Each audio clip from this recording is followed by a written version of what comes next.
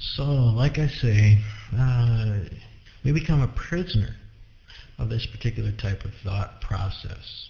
Now, we have some theories, and when we tend to make these groups, we start off with cultural differences. And realistically, I think we can go back and see that in most cases, every culture has a specific opinion for time. In relation to time, culture continues to progress. And realistically, we're able to see that with every race, every culture. Um, Now, you'll find that it's geographically difficult for a lot of different cultures to progress to and through technology without a helping hand. Just geographic thoughts. However,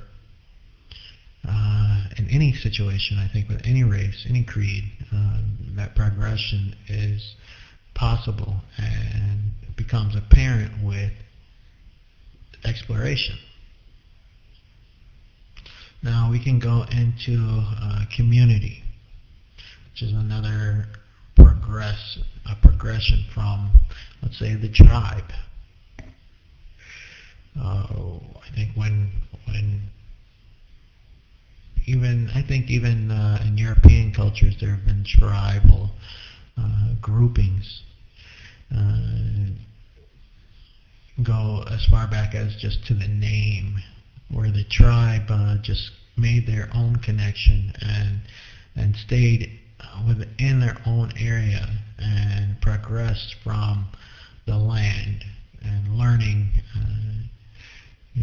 what the land is capable of and how far it can go within itself. How far a person or people can go just by the land itself, animals on the land, plants and water that is provided by the earth. So now we're creating values. We're creating societal values. And your values more than likely will differ. Your differences may not be necessarily verbal communications. Because I've noticed that a lot of people will state their values from the very beginning, but don't follow through with their values and their behavior. But now we're talking about different levels, economics, in society. We have high class, upper middle class, lower middle class, low class, poverty, and then prisoners. Now, you can take the time to decide which one of these categories financial status you fit in, with the different classes of society disclosed. Now we're able to go into a new conversation about society. Now, when it comes to stereotypes, I'm going to add some questions for you to answer, and you tell me what category you think that these types of individuals fit in. Let's say people who trust the police. Are you the type of individual that trusts the police?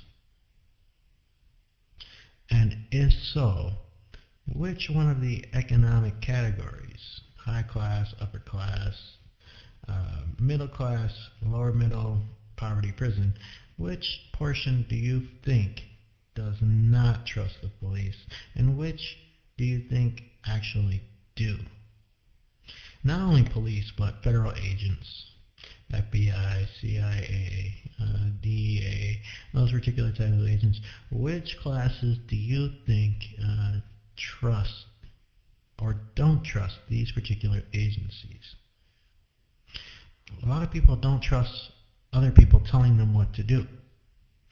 Which classes do you think fit into that category of people telling them what to do? Which ones do you think trust other people to tell them what to do, and which classes do you think don't trust people telling them what to do? Which category do you feel, or do you think, when it comes to goals, when it comes to their own values and moral standards, when it comes to, a dream that they're following, those types of things, which class do you think actually follows through with their goals the most? Now, my issue, after asking all these questions and answering all these questions, when it comes to setting laws and standards for us as guidelines, I think it comes to the point where you start to say, or you start to question, who's going to tell us what to do? Why should I listen to anyone? After all, when a society, and what we call a free society, offers us drugs, murder, abuse, and wars, how can you call it freedom? Because now you're trapped inside of the walls of the government that offers these types of behaviors. And in these cases, if all I have to do is lie to get away with drugs, murders, war, let's just be honest about the situation. Who is anybody to tell me what I can't do at the same time? Do you see where this problem lies?